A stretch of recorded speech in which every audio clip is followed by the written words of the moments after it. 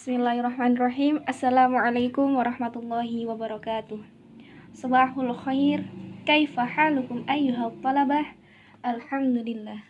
Hayya nabda durusana bi qiraatil basmalah. Bismillahirrahmanirrahim. Hari ini kita akan belajar tentang at-tarakibu. At-tarakibu ini jamak dari tarkib, yang mana artinya adalah susunan atau struktur. Sehingga at-tarakibu dapat diartikan susunan-susunan atau struktur-struktur. Nah, at-tarakibu yang akan kita bahas ada 3, yaitu isim isyarah, kemudian na'at dan man'ut, dan yang terakhir ada mubtada dan khobar. Yang pertama yaitu ismu isyaratin atau isim isyarah. Isim isyarah ada 4. Ada hadza, hadhihi, dzalika, dan tilka. Kemudian ada pembagiannya. Ada yang dikhususkan untuk laki-laki atau mudzakkar, dan ada yang dikhususkan untuk perempuan atau muannats. Kita kupas satu persatu ya. Untuk yang pertama yaitu hadza, artinya ini. Hadza digunakan untuk mudzakkar. Contohnya ada hadza mahmudun, artinya ini Mahmud. Kemudian pasangannya hadza ada hadhihi. Contohnya hadhihi mahmudatun, artinya ini Mahmudah. Keduanya baik hadza atau hadhihi digunakan untuk jarak dekat. Jadi, digunakannya untuk menunjukkan sesuatu pada orang lain, yang mana sesuatu yang ditunjukkan itu posisinya dekat. Untuk yang ketiga, yaitu dzalika. Dzalika artinya itu. Dzalika digunakan untuk mudzakkar. Contohnya, dzalika kitabun, artinya itu buku. Kemudian pasangannya dzalika ada tilka. Contohnya, tilka saburotun, artinya itu papan tulis. Baik dzalika atau tilka digunakan untuk jarak jauh. Jadi, digunakannya untuk menunjukkan sesuatu pada orang lain, yang mana sesuatu yang ditunjukkan itu posisinya jauh. Begitu ya. Pembahasan selanjutnya yaitu an-na'tu wal man'utu, atau na'at dan man'ut. An-na'tu atau na'at artinya sifat, sedangkan al-man'utu adalah yang disifati. Diingat-ingat ya, an-na'tu sifat dan al-man'utu yang disifati. Nah, ini ada catatan khusus. Na'at harus sesuai dengan man'ut dari sisi mudzakkar dan muannatsnya. Jadi, jika man'ut atau yang disifati itu mudzakkar, maka na'at atau sifatnya harus mudzakkar juga. Begitupun sebaliknya. Jika man'ut atau yang disifati muannats, maka na'at atau sifatnya harus muannats juga. Na'at harus manut atau patuh. Itu kuncinya ya. Kemudian kita masuk pada contoh. Contoh yang pertama yaitu masjidun kabirun.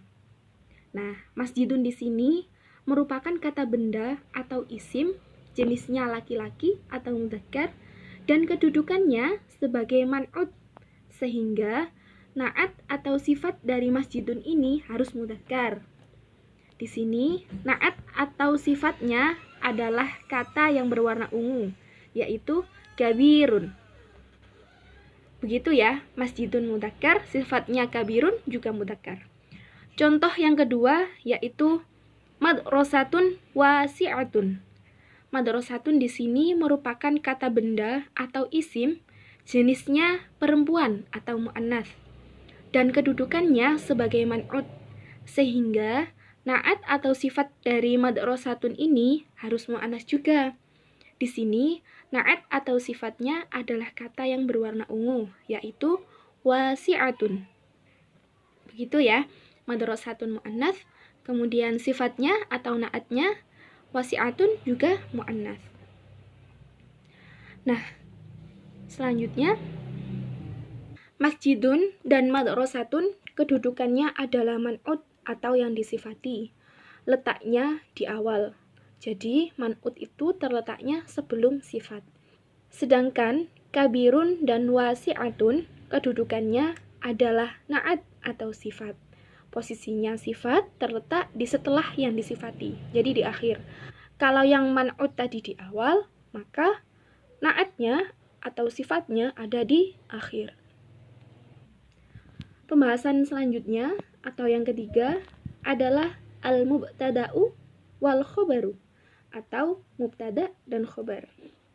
Al-mubtada'u atau mubtada adalah kata benda atau isim.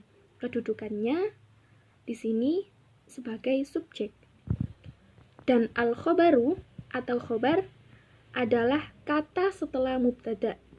Kedudukannya khobar di sini sebagai predikat. Berikut untuk contohnya. Untuk yang pertama, susunan mubtada'nya berupa isim isyarah. Dan khobarnya berupa kata benda atau isim. Yang pertama, hadza masjidun. Hadza merupakan mubtada berupa isim isyarah. Sedangkan masjidun merupakan khobar berupa kata benda atau isim. Keduanya jenisnya sama, yaitu sama-sama mudzakkar. Dan artinya adalah ini masjid. Yang kedua, hadhihi maktabatun. Hadhihi merupakan mubtada berupa isim isyarah. Sedangkan maktabatun merupakan khobar berupa kata benda atau isim. Keduanya jenisnya sama, yaitu sama-sama mu'annas. Dan artinya adalah ini perpustakaan.